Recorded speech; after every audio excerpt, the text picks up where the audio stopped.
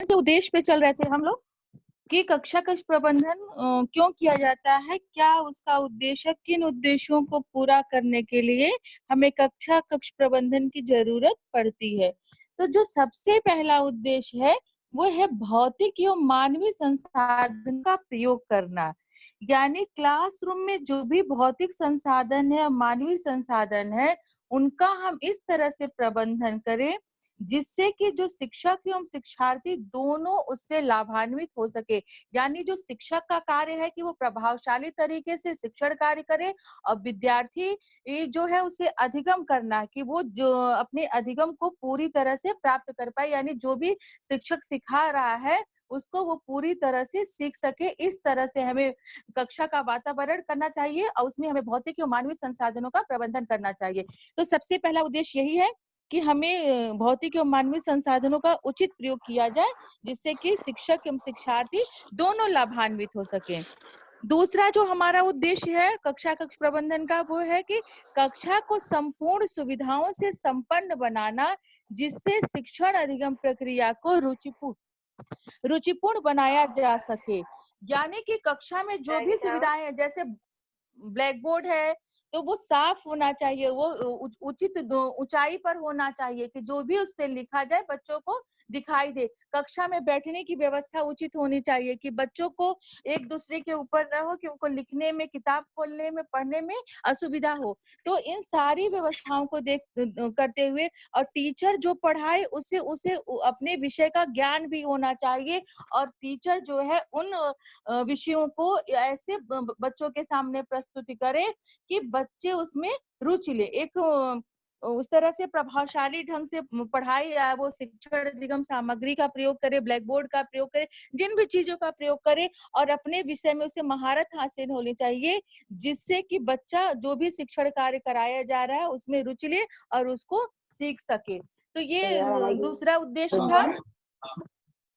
तीसरा उद्देश्य है आपका जो कक्षा कक्ष प्रबंधन का है वो है कि शिक्षण अधिगम प्रक्रिया को प्रभावशाली बनाना जिससे छात्रों का अधिगम स्तर उच्च हो सके। इसमें भी वही सारी चीजें हैं कि हम कक्षा कक्ष उचित प्रबंधन के द्वारा जब हम हर चीज वहां पे व्यवस्थित होगी कि बच्चों को उनकी हाइट के हिसाब से बैठाना, बच्चों को एक मतलब उनको बीच में गैप होना और वो क्लासरूम में जो भी उस विषय से रिलेटेड, उस टॉपिक से रिलेटेड अधिगम सामग्री वो हो, तो जब इन चीजों को और शिक्षक उसको प्रभावशाली ढंग से पढ़ाए। तो जब इन बहुत कभी कभी ऐसा भी होता है कि कक्षाएं में सब सामान होता है लेकिन टीचर और बच्चों के द्वारा उसका मैनेजमेंट नहीं हो पाता, चाहे टीचर नहीं कर पाते या बच्चे अनुशासनहीनता करते तो जो भी पढ़ाया जाता है वो सुनाई नहीं देता या बच्चों को पढ़ने समझने में असुविधाएं होती हैं।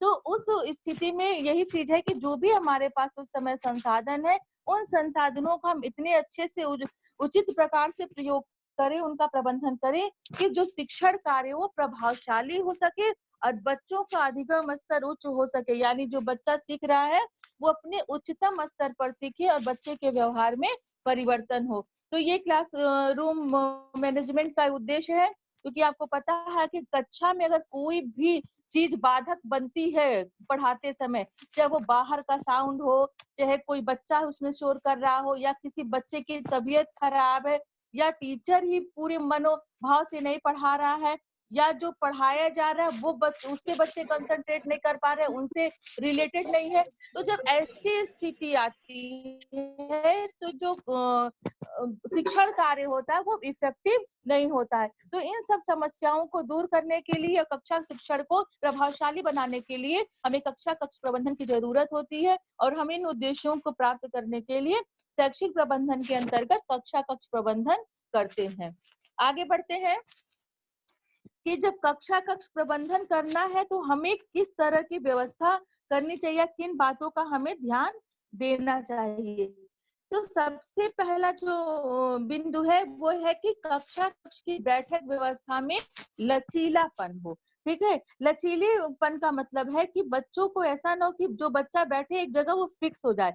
आवश्यकता पड़ने पर बच्चा समूह में भी कार्य कर सके, इस तरह की बैठने की व्यवस्था हो कि अगर 2-4 बच्चों का ग्रुप बनाया जा रहा है तो 4-4 5-5 बच्चों के ग्रुप में भी बैठ के काम कर सके। अगर किस बच्चों को इंडिविजुअली काम करना है, व्यक्तिगत रूप से काम करना है, तब भी वो कर सके, या जोड़े में कार्य करना है तब भी इस तरह की व्यवस्था होनी चाहिए। तो यही है कि हमें जो बैठक व्यवस्था हो उसमें लचीलापन होना चाहिए कि आवश्यकता अनुसार हमें जैसे बैठाने की व्यवस्था करनी हो, हम उस कक्षा कक्ष में परिवर्तन कर सके। सबसे पहला ये आपका पॉइंट है। दूसरा पॉइंट है कि कक्षा में उचित प्रकाश की व्यवस्था हो। ठीक है, उचित प्रकाश की व्यवस्था होनी चाहिए, क्योंकि अगर प्रकाश नहीं रहेगा तो हमें जो भी श्यामपट्ट पर या किसी भी चीज के द्वारा हमें पाठ्य सामग्री को दिखाया जाएगा, वो हमें स्पष्ट दिखाई नहीं देगा। तो जब स्पष्ट प्रकाश रहेगा, साफ प्रकाश, उचित प्रकाश रहेगा, तो उससे ये हुआ कि बच्चों के सामने जो भी शिक्षण सामग्री प्रस्तुत की जा रही है, चाहे वो ब्लैक बोर्ड के द्वारा, चाहे चार्ट के द्वारा, चाहे मॉडल के द्वारा, तो उसका बच्चे स्पष्ट रूप से अवलोकन कर सकेंगे, उनको देख सकेंगे। इसके अलावा क्लासरूम में ये भी होना चाहिए कि खिड़की दरवाजे पर्याप्त संख्या में हो, कि अगर लाइट नहीं है, बिजली नहीं है, खराब है, तो उससे भी प्रकाश बाहर आ सके। ठीक है, ये हमने विद्यालय प्रबंधन में आपको बताया था कि विद्यालय भवन बनाते समय इस तरह का ये सब चीजें ध्यान देनी चाहिए। अब हम तीसरे पॉइंट पे चलते हैं कि कक्षा में प्रत्येक छात्र को शिक्षण अधिगम की प्रक्रिया में सहभागिता का के समान अवसर दिया जाना चाहिए। यानी जब क्लास में बच्चों को पढ़ाया जा रहा है तो सारे बच्चों को ऐसा है ना कि जो बच्चे तेज है, जो बार बार किसी क्वेश्चन पुट अप करने पर आंसर दे रहे हैं, हम सिर्फ उन्हीं को अवसर दें। ऐसा हमें टीचर को नहीं करना चाहिए। प्रबंधन का एक बिंदु ये भी है, या इस बात का भी हमें ध्यान देना चाहिए कि जब शिक्षण कार्य में हम सारे बच्चों को शिक्षण प्रक्रिया में शामिल करें, कि वो अपनी सक्रिय हो सके और अपना रिस्पांस दे सके सभी के साथ। हमें मतलब किसी की कोई बच्चा कम सीख पा रहा है या बहुत तेज नहीं है, तो उसको हम पूछे नहीं, हमें उसको भी अवसर देना चाहिए, उसको भी मोटिवेट करना चाहिए कि हम उसको भी सिखा सके। इसके ऊपर का पॉइंट छूट गया था, वो है कि छात्रों द्वारा किए गए कार्यों के प्रदर्शन के लिए स्थान निर्धारित हो। ठीक है, बैठने की व्यवस्था हो, बच्चों के टीचर का स्थान हो, ब्लैक बोर्ड की जगह निर्धारित हो। इसके अलावा हमें कक्षा कक्ष में ये भी ध्यान देना चाहिए कि जहां पर बच्चे बैठ रहे हैं, जहां पर बच्चों को कुछ भी करके अगर दिखाना, अपना प्रदर्शन कार्य करना है, कुछ कुछ भी करके दिखाना, चाहे वो क्रिया के द्वारा या किसी अपने चार्ट या मॉडल के द्वारा प्रदर्शन करना, या बच्चों को खड़े होकर रीडिंग ही लगाना है, तो उसके लिए कक्षा में पर्याप्त जगह होना चाहिए। यानी कक्षा में बच्चों के द्वारा किए गए कार्यों के प्रदर्शन के लिए स्थान निर्धारित हो। इसके अलावा अगर बच्चा कुछ भी अपने क्रियात्मक कलाओं से चार्ट बना रहा है, मॉडल बना रहा है, उसको भी हम दीवारों पर डिस्प्ले करने के लिए जगह क्लासरूम में होनी चाहिए। नेक्स्ट पॉइंट है, कक्षा में उचित प्रबंधन के लिए उचित शिक्षण विधियों का प्रबंधन भी आवश्यक है। ठीक है, ये टीचर के लिए जरूरी है कि जब क्लास में हमें क्लास को मैनेज करना, अच्छे तरीके से उसको मैनेज करना है, इसके लिए टीचर को इफेक्टिव टीचिंग मेथड को अपनाना पड़ेगा, तभी क्लासरूम में मैनेजमेंट या क्लासरूम अनुशासित हो पाएगा, सीख पाएगा। क्यों, जैसे इसका एक उदाहरण अभी देख लीजिए कि जब अभी हम इसके पहले आप लोगों को क्लास ले रहे थे, तो वो ना हमारी गलती थी ना आपकी गलती थी, नेटवर्क इश्यू था। तो वो नेटवर्क इश्यू हमारे शिक्षण कार्य में और आपके अधिगम कार्य में बाधक बन रहा था।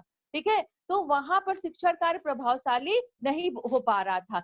तो यहाँ पे यही चीज है कि हमें जिन भी शिक्षण विधियों को बताएं और जिस टॉपिक के लिए जो शिक्षण विधि सुटेबल हो, उसके लिए हम अगर कोई कहानी सुनाना, इतिहास पढ़ाना है, तो हम उसको कहानी के माध्यम से या लिख के या चार्ट के द्वारा पढ़ाए। लेकिन अगर हमें किसी बिल्डिंग जैसे कुतुब मीनार दिखाना है, ताजमहल दिखाना है, तो हम इसका चार्ट, उसको हम वास्तविक रूप से तो बच्चों के सामने नहीं प्रस्तुत कर सकते, लेकिन चार्ट या मॉडल के द्वारा बच्चों को हम इसका ज्ञान करा सकते। तो बच्चे ज्यादा रुचि लेंगे। अगर हम सिर्फ ताजमहल के बारे में बताएं कि ताजमहल संगमरमर की इमारत है, इसको शाहजहां ने बनवाया था, तो बच्चे उसको उतने, उनके अंदर वो कल्पना शक्ति नहीं है, कि उसकी इमेज नहीं आएगी। लेकिन अगर आप चार्ट पे बना दीजिए और चार्ट से अच्छा कोई मॉडल दिखा दीजिए, तो बच्चे के दिमाग में हमेशा के लिए आ जाएगा कि हाँ ये ताजमहल है। कहीं भी वो ताजमहल की पिक्चर को देखेगा तो तुरंत वो पहचान जाएगा।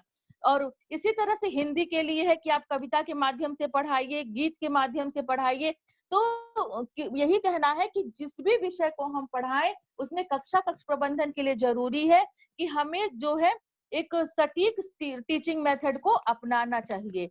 नेक्स्ट पॉइंट है आपका कि दीवारों पे सूचनाएं, समाचार पत्रों की कटिंग, चार्ट, लेख, मानचित्र आदि लगाने के लिए फ्लैन बोर्ड होना चाहिए। जैसे आप लोग अपने डाइट में बहुत सारे लगाए हैं, वैसे क्लासरूम में भी एक फ्लैन बोर्ड होना चाहिए, जिससे बालक दिन प्रतिदिन की सूचनाओं को या समाचार पत्रों की कटिंग को या कोई आर्टिकल है या मानचित्र आदि को लगाया जा सके, जिससे बच्चे उससे सीख सके और बच्चों की क्रियात्मकता का भी इसमें विकास होगा।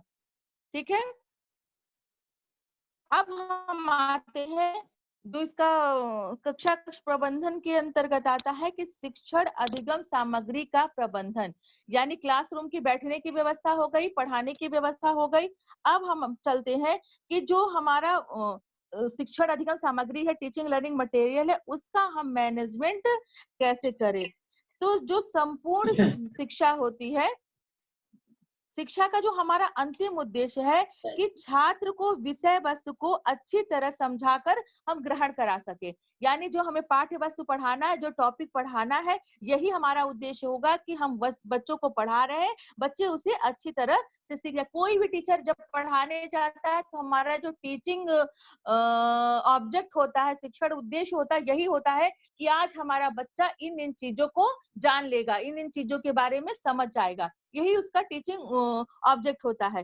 तो इसके लिए हम जो भी शिक्षण अधिगम सामग्री को प्रयोग करें, उसका इस तरह से प्रबंधन करें कि उसमें कोई भी चीज छूटने ना पाए और हम सारी जो सहायक सामग्री है वो पाठ्य वस्तु से रिलेटेड हो, ताकि बच्चा उसको समझ सके और इस प्रक्रिया के द्वारा हम टीचिंग को अपने इफेक्टिव बना सकते हैं। इसके अलावा सहायक सामग्री का उपयोग करके शिक्षण को हम प्रभावी बना सकते हैं, रोचक बना सकते हैं एवं व्यवहारिक तथा सुबोध बना सकते हैं। व्यवहारिक का मतलब जब हम टीचिंग लर्निंग मटेरियल यूज करने लगेंगे उसके लिए, तो बच्चे को वो एक कल्पना के रूप नहीं होगा, मूर्त रूप में, व्यवहारिक रूप में बच्चे के सामने आ जाएगा और सरल हो जाएगा, सुबोध बच्चों के लिए हो जाएगा, उनको समझना उनके लिए आसान हो जाएगा। तो इन्हीं सब बिंदुओं को ध्यान में रखते हुए टीचिंग को इफेक्टिव बनाने के लिए हमें शिक्षण अधिगम सामग्री का भी प्रबंधन करने की आवश्यकता पड़ती है, तभी हम अपने शिक्षण कार्य को प्रभावशाली बना सकते हैं। तो जब शिक्षण अधिगम सामग्री के प्रबंधन के लिए हम कुछ नीचे पॉइंट्स दिए हुए हैं, इन बिंदुओं को ध्यान में रखते हुए हमें बनाना पड़ता है। कैसे उनका मैनेजमेंट करें, तो सबसे पहले है कि शब्द भंडार वृद्धि के लिए, यानी कि शब्द भंडार कि किसी भी शब्द के एक या दो अर्थ हम बताएं या उससे मिलते जुलते शब्दों का, तो शब्द भंडार की वृद्धि होनी चाहिए बताने के लिए। उसके लिए हमें क्या करना चाहिए, मॉडल, शब्द कार्ड, वर्ण कार्ड, वस्तुओं के चित्र, पोस्टर आदि बनवाएं, जिससे बच्चों का शब्द भंडार में वृद्धि हो। ये है। दूसरा है कि भाषा शिक्षण हेतु शिक्षक छोटी कहानियां, गीतों एवं कविताओं की रचना स्वयं करने का प्रयास करें। यानी ये छोटे बच्चों की क्लास के लिए है बेटा। तो अगर हमें छोटी बच्चों के शिक्षण के लिए हिंदी भाषा पढ़ानी है, इंग्लिश पढ़ाना, दो लैंग्वेज की बात हो रही है, तो भाषा पढ़ाने के लिए टीचर को ये प्रयास करना चाहिए, भाषा शिक्षण के शिक्षक को, कि वो जो भी टॉपिक पढ़ाए या उससे अलग भी वो छोटी छोटी कहानियां खुद बनाए, गीत बनाए और कविताएं की रचना करें और उसके द्वारा वो बच्चों को पढ़ाए।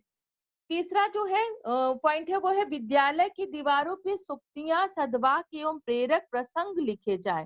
ठीक है, इसके लिए है कि इससे जब हम बच्चों के द्वारा विद्यालय की दीवारों पर इस तरह की सूक्तियां लिखवाएंगे, अच्छे वाक्य लिखवाएंगे, मोटिवेट हो या मोटिवेशन मिले, तो बच्चों में इसके द्वारा अच्छी आदतों का विकास होगा। ये भी कक्षा कक्ष शिक्षण अधिगम सामग्री प्रबंधन के अंतर्गत आएगा।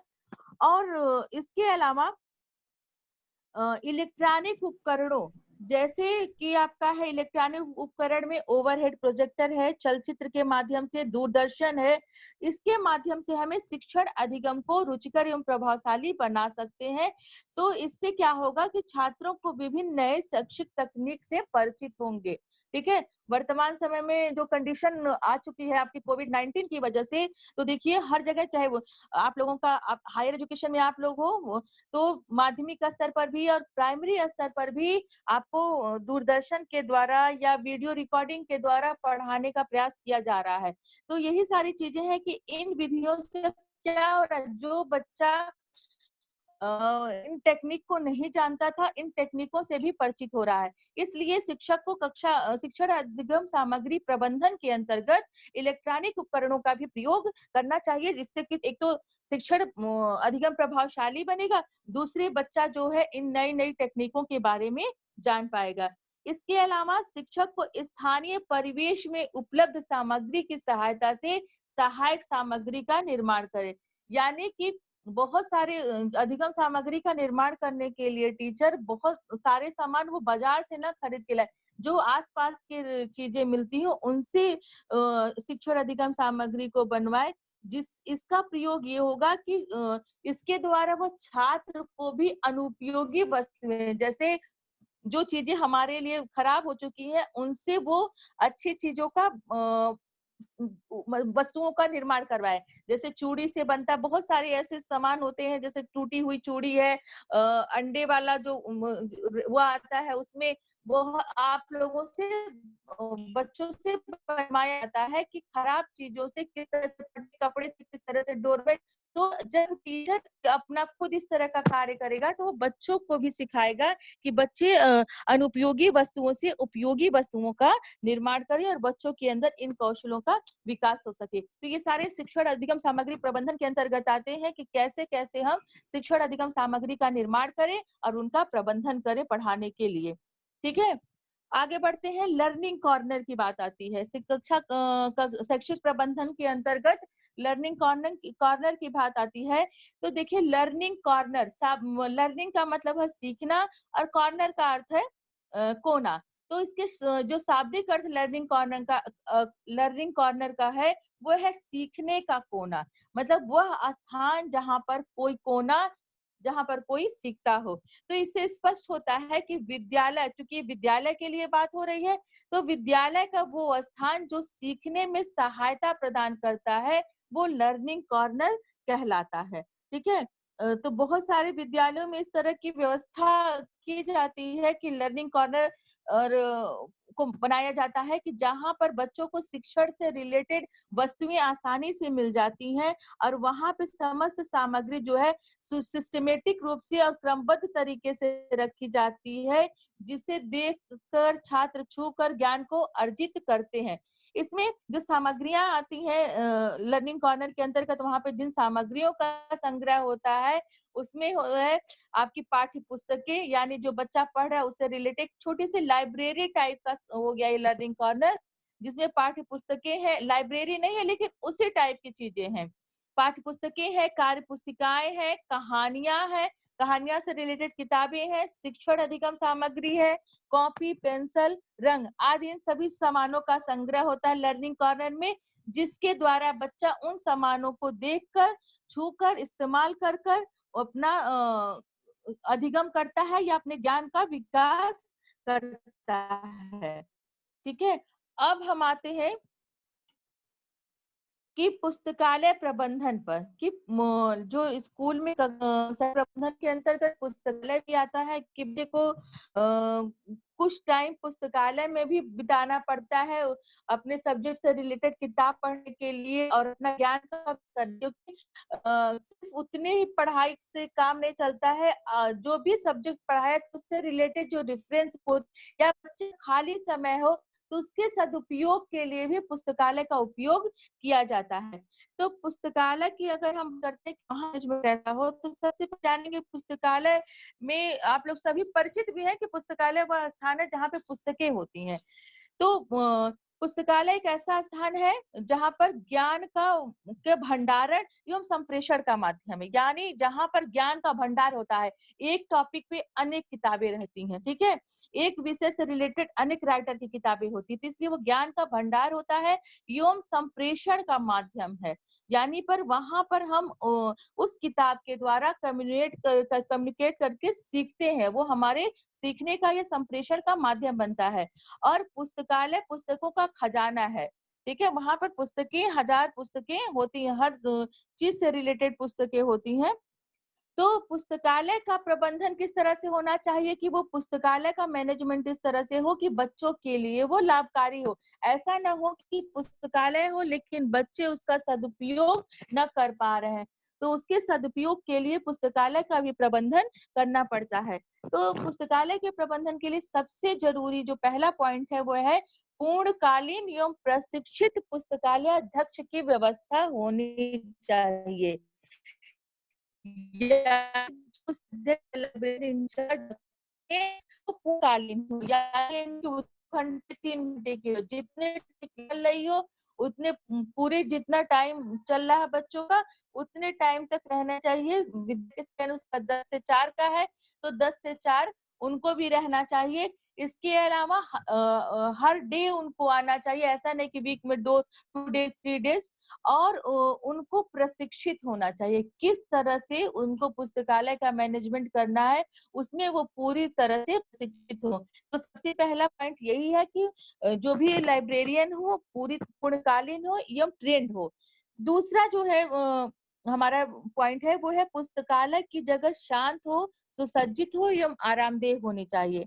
क्योंकि शांत इसलिए जरूरी है, आवाज है या वहां पर बैठ होगा, तो जो बच्चा अध्ययन करना चाह रहा है या टीचर अध्ययन करना चाह रहा है, स्वाध्याय करना चाह रहा है, वो उसमें बाधक बनेगा और वो अपने उद्देश्यों को प्राप्त नहीं कर पाएगा, पूरा नहीं कर पाएगा। इसके अलावा सुसज्जित होना चाहिए। सुसज्जित का मतलब बाहरी डेकोरेशन से नहीं है, कि जो भी किताबें हो वो सिस्टमेटिक वे में लगी हो, क्लास वाइज लगी हो, सब्जेक्ट वाइज लगी हो, राइटर के हिसाब से लगी हो, रिफ्रेश बुक अलग लगी, रिफ्रेशर बुक अलग लगी हो। इस तरह से सारी लगी हो, आए होने चाहिए। आरामदेह का मतलब बच्चों की जो बैठने की व्यवस्था या टीचर बैठने की व्यवस्था है, पढ़ाई करना है हम बैठ कंफर्टेबल नहीं महसूस होगा, लगेगी, धूप लगेगा, तो क्या होगा, या काल नहीं है, तो हम पढ़ नहीं पाएंगे, हम हमारा जो शिक्षण का कार्य हमारा पूरा नहीं हो पाएगा। इसलिए पुस्तकालय जगह को आराम भी होना चाहिए। तो हमेशा पुस्तकालय का प्रबंधन करते समय इस बात का ध्यान दें कि लाइब्रेरी जो हो शांत हो, सुसज्जित हो, आरामदेह हो। नेक्स्ट जो पॉइंट है आपका कि वो है समय सारणी में पुस्तकालय के अध्ययन का कालांश अवश्य होना चाहिए। टाइम टेबल बनाते समय इस बात का जरूर ध्यान दिया जाए कि जो भी टाइम टेबल बना, चाहे वो टीचर बना रहा हो या प्रबंधन के द्वारा बनाया जा रहा है, प्रिंसिपल के द्वारा बनवाया जा रहा है, उसमें एक लेक्चर जरूर बच्चों के लिए रखना चाहिए कि जिसमें वो लाइब्रेरी जा कर सके, पढ़ने की आदत विकास हो सके। डे वाइज, क्लास वाइज हम अलग अलग भी रख सकते हैं, दिन सारे बच्चों को नहीं रखा जा सकता है। Day day alter class wise या बच्चों को ग्रुप बांटकर इस तरह से व्यवस्था होनी चाहिए। नेक्स्ट जो पुस्तकालय प्रबंधन का पॉइंट है वो है कि पुस्तकालय में वायु संचरण एवं प्रकाश की उचित व्यवस्था होनी चाहिए। वो आराम नहीं, हवा पार नहीं जाएगी, नहीं रहेगा, तो वहां पर जो पढ़ने का कार्य होगा, शिक्षण का कार्य होगा, वो कार्य पूरा नहीं होगा। इसलिए इस बात का भी ध्यान देखना चाहिए लाइब्रेरी बनाते समय, उसका प्रबंधन करते समय, कि वहां पर एयर वेंटिलेशन हो, वायु आ जा सके, लाइट की भी पूरी तरह से व्यवस्था होनी चाहिए। नेक्स्ट है पुस्तकालय में फर्नीचर आदि की व्यवस्था होनी चाहिए। बच्चों के बैठने के लिए, टीचर के बैठने के लिए, जो भी वहाँ के स्टाफ हो लाइब्रेरी के, चाहे वो प्यून हो चाहे लाइब्रेरी हो, सभी के बैठने के लिए वहां पर फर्नीचर की व्यवस्था होनी चाहिए, जिससे कि सभी पुस्तकालय का लाभ उठा सके। आप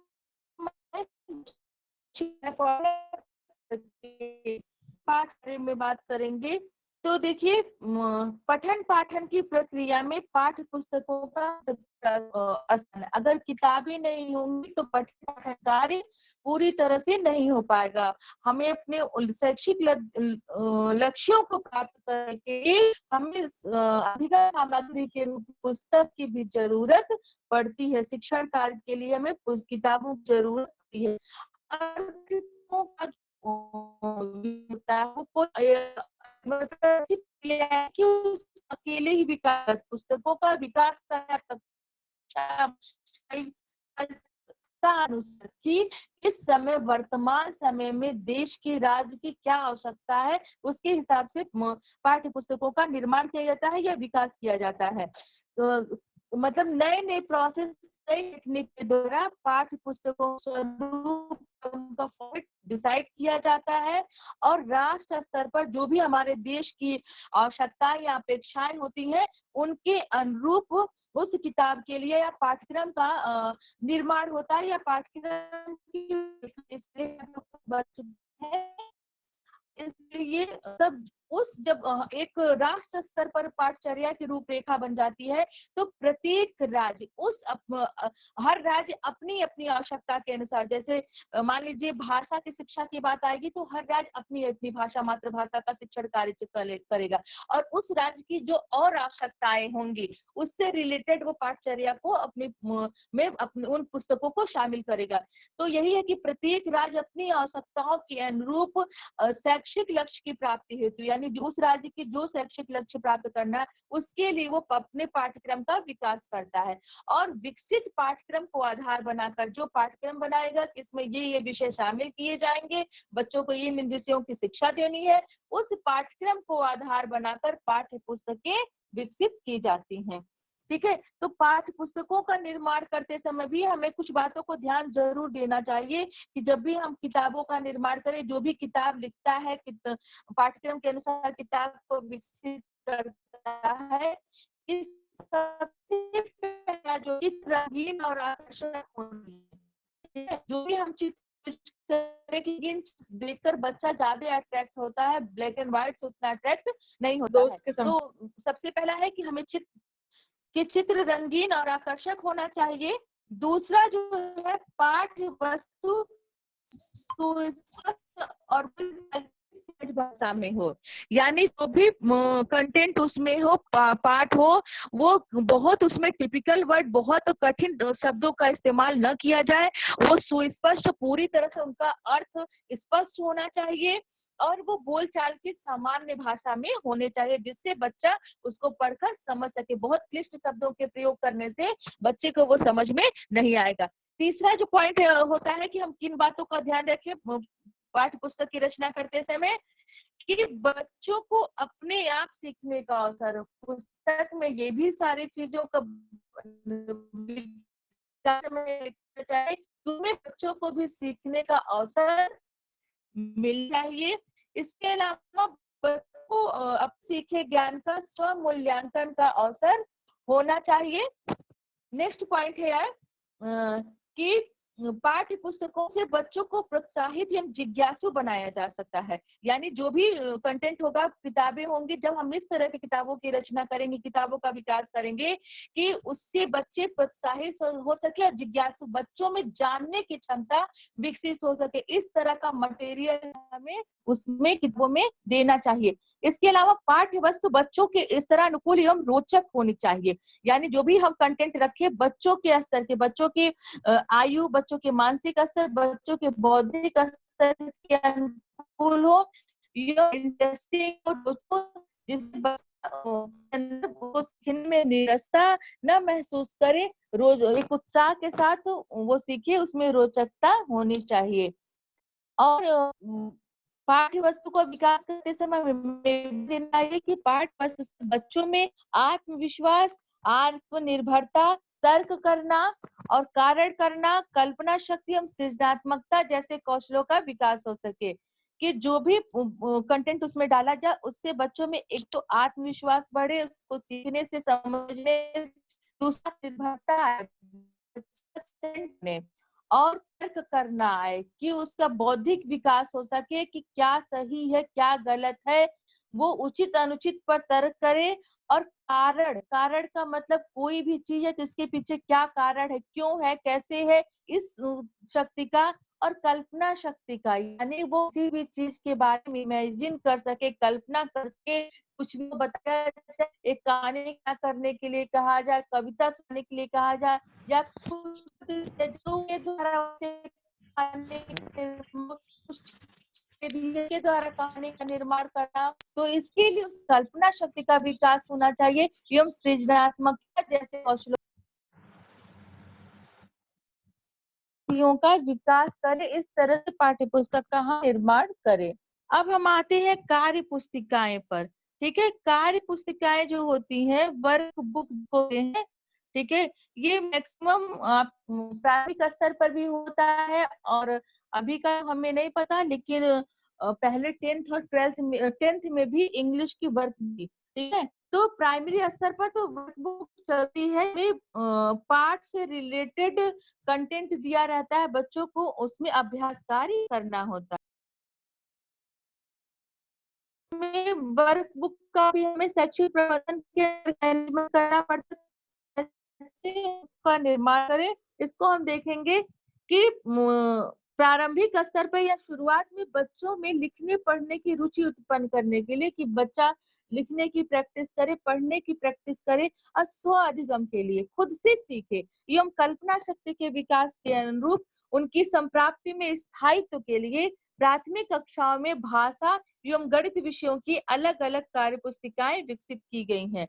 तो कार्य पुस्तिका में यही है कि जो वो बुक होती है, उन लोगों की जो पुस्तक पाठ्य पुस्तक होती है, उससे जो जो उसमें चैप्टर होते हैं, उन चैप्टर से रिलेटेड उसमें वर्क बुक में काम रहता है, कि क्वेश्चन आंसर है, भरना है, शब्दों को मिलाना है, उससे रिलेटेड वो चीजें दी रहती है, जिसमें बच्चा अब खुद से पाठ को पढ़ा दिया जाता है और बच्चे को करने को दिया जाता है। तो उससे पता चलता है कि बच्चे ने कितना अचीव किया, बच्चे की लब्ध में या संप्राप्ति कितना परिवर्तन है, वो कितना है। तो हमारे यही है कि जो हम पहले के बच्चे दिया है और लिख, और उसको सॉल्व करने के लिए, उसको हल करने का जो है पाठ्यपुस्तक को भी फिर से पढ़ेगा, और इसके अलावा खुद से उसे पढ़ने की आदत पड़ेगी उसको हल करने के लिए, और बच्चा में कल्पना शक्ति का भी विकास होगा। तो इसी सब के लिए बच्चों प्राथमिक स्तर पर कक्षाओं में भाषा एवं गणित विषय के लिए अलग अलग कार्यों के लिए अलग अलग कार्य पुस्तिकाएं विकसित की गई हैं, जिससे बच्चों में स्व अधिगम एवं कल्पना शक्ति का विकास किया जाता है। इसके अलावा बच्चों को विषय सामग्री का अधिक से अधिक अभ्यास कराना ही कार्य पुस्तिकाओं को विकसित किए जाने का उद्देश्य है।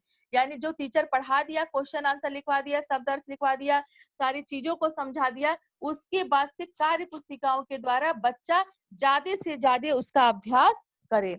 तो ये कार्य पुस्तिकाओं का निर्माण करने का, विकास करने का यही उद्देश्य है कि बच्चों में अभ्यास करने का, स्वाध्याय करने की क्षमता हैं जो टीचिंग इसको टीचिंग गाइड नाम से जाता है। ये नए इसका वो हुआ है, प्राथमिक स्तर पर ये गाइड आई है, ये टीचरों के लिए आई है, शिक्षक संदर्शिका या टीचर गाइड इसको कहते हैं। तो जो शिक्षक संदर्शिका कि जो शिक्षक पुस्तक में प्रयुक्त शिक्षक क्रियाओं को शिक्षक आसानी से कक्षा में प्रयोग कर सके, इस दृष्टिकोण से शिक्षक संदर्शिकाओं की रचना की गई है। इसमें शिक्षक संदर्शिकाओं में पाठ्य पुस्तक के उद्देश्य, जो भी पाठ्य पुस्तक बनाने का, उस किताब को बनाने का उद्देश्य है कि बच्चों को सिखाया जाए, ये उद्देश्य है। और पूर्व ज्ञान, यानी जो पुनरावृत्ति वगैरह होती है कि बच्चा इसके पहले क्या सीख चुका है, पूर्व ज्ञान, प्रयुक्त सामग्री और शिक्षण अधिगम सामग्री, यानी पढ़ाने के लिए जो भी हम शिक्षण अधिगम सामग्री यूज करते हैं, और प्रस्तुतिकरण की विधियां, उन पाठों को, उन कंटेंट को हम किस तरह से प्रस्तुत करते हैं, उन विधाओं का, और अवलोकन भ्रमण, यानी ऑब्जर्वेशन कराना बच्चों को किसी भी चीज का, उनके अगर दैनिक जीवन से रिलेटेड चीज है, अगर वो उपस्थित हो तो उनको अवलोकन के द्वारा दिखाएं। भ्रमण कराना, बच्चों को घुमा के दिखाएं। युग प्रयोग आदि का विवरण शामिल होता है। यानी जो शिक्षक संदर्शिकाएं हैं वो टीचर के लिए एक तरह से गाइडलाइन होती है कि जो पाठ्य पुस्तक है, किताबें हैं, उसमें जो पाठ दिए गए हैं वो कैसे पढ़ाए जाए, किस विधि से पढ़ाए जाए कि टीचर प्रभावशाली ढंग से शिक्षण कार्य कर सके और बच्चों को उन पाठ्य वस्तुओं से रिलेटेड पाठ का ज्ञान हो सके। तो ये है शिक्षक संदर्शिकाओं का प्रयोग। अब हम आते हैं लास्ट, हमारा जो है शब्दकोश का प्रयोग एवं प्रबंधन। शब्दकोश का मतलब यही है, जो डिक्शनरी की बात होती है जिसमें शब्द का भंडार हो, उसको हमें कैसा करना चाहिए। तो सबसे पहले जानेंगे कि शब्दकोश होता क्या है। तो शब्दकोश एक बड़ी सूची है, यानी एक बड़ी सी लिस्ट है या ऐसा ग्रंथ है कि जिसमें शब्दों की वर्तनी, उनकी व्युत्पत्ति, व्याकरण, अर्थ, परिभाषा और प्रयोग आदि का समावेश होता है। यानी जो डिक्शनरी होती है, शब्दकोश की यहाँ बात की जा रही है, वो ऐसा महान बड़ा ग्रंथ है जिसमें कि शब्दों की वर्तनियां हो, शब्दों की अलग अलग और भी उसके अर्थ हो, और उनकी व्युत्पत्ति की, उनकी उत्पत्ति किस तरह से हुई, किस धातु से हुई, किस शब्द से हुई है, कैसे, और व्याकरण की दृष्टि से उनका क्या है, तो व्याकरण, अर्थ और परिभाषा हो, उन शब्दों से रिलेटेड जो परिभाषिक शब्द हो या जो जिससे उन शब्दों का निर्माण हुआ हो, और उनका प्रयोग कैसे प्रयोग किया जाए, इन सारी बातों का समावेश शब्दकोश होता है। जो शब्दकोश होते हैं वो एक भाषा में भी होते हैं, दो भाषा के भी होते हैं, और बहुभाषी यानी कई भाषाओं में भी मिलते हैं। और जो डिक्शनरी होती है, शब्दकोश होती है, अलग अलग कार्य क्षेत्रों की अलग अलग होती है। जैसे विज्ञान के लिए विज्ञान की अलग शब्द है, तो उनके लिए अलग शब्दकोश होंगे, चिकित्सा के अलग शब्दकोश होंगे, और विधिक शब्दकोश आदि, जैसे कि लॉ के लिए अलग शब्दकोश होंगे, क्योंकि इन क्षेत्रों में अपने अपने क्षेत्रों के अलग अलग शब्दों का यूज किया जाता है, उनके शब्दों का अपने क्षेत्रों में अलग अलग अर्थ होता है। तो इसी तरह से जो शब्दकोश होते हैं उनका जो अपने अपने क्षेत्रों के हिसाब से अलग अलग निर्माण किया जाता है। अब हम आते हैं कि कैसे हम जो शब्दकोश है या डिक्शनरी है उसका हम कैसे उचित प्रयोग करें या उसका प्रबंधन करें।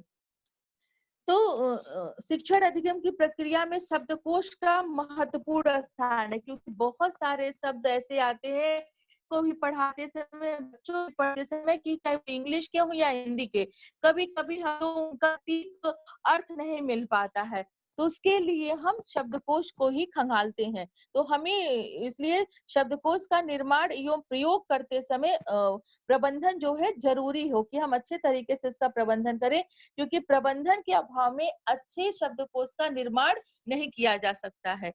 तो शब्दकोश के प्रबंधन, ये तो जो बातें हैं वो है, निम्न पॉइंट है कि सबसे पहला जो पॉइंट है, क्या हमें ध्यान रखना चाहिए शब्दकोश के प्रबंधन में, वो है शब्दकोश का स्वरूप बालकों के कक्षा स्तर एवं मानसिक स्तर के अनुरूप होना चाहिए। यानी जिस क्लास के लिए, जिस आयु के बच्चे के लिए वो शब्दकोश निर्माण किया जा रहा है,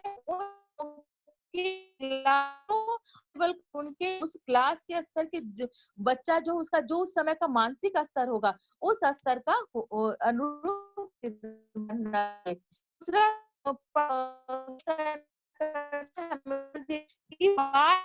शब्दों के अलावा शब्दों को भी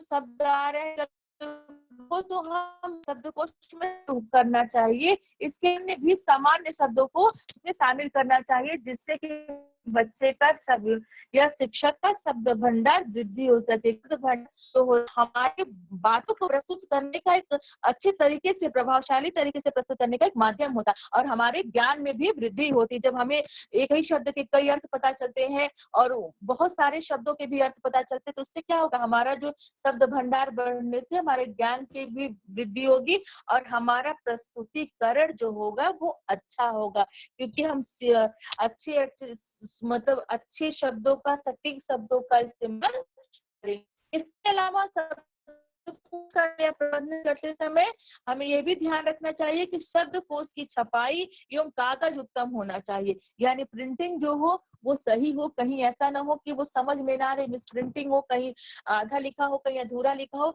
और उसका पेपर यानी कागज भी अच्छा होना चाहिए। बहुत ही खराब पेपर होने पर, जैसे काले बहुत जो पेपर क्वालिटी खराब होती है, उस पर कुछ लिखा आता है तो दिखता नहीं है, और दूसरा हमारा पढ़ने का मन भी नहीं करता है। ये आप लोग भी अपने सामने महसूस करते होंगे।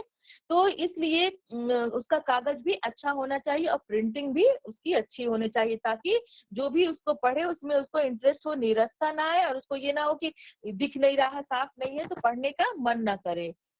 अगला जो पॉइंट है वो है कि शब्दकोश में किसी प्रकार की त्रुटि नहीं होनी चाहिए। ठीक है, इस बात का बहुत ध्यान रखना चाहिए।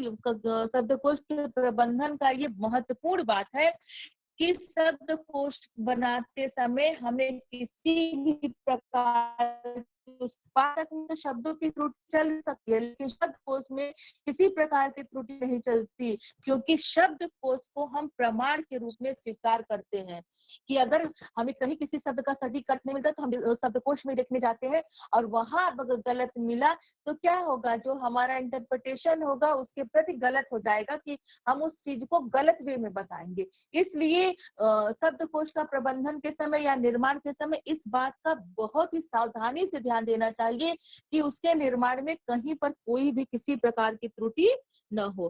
ठीक है, ये आपका खत्म हो गया कंटेंट आज का चैप्टर। हेलो।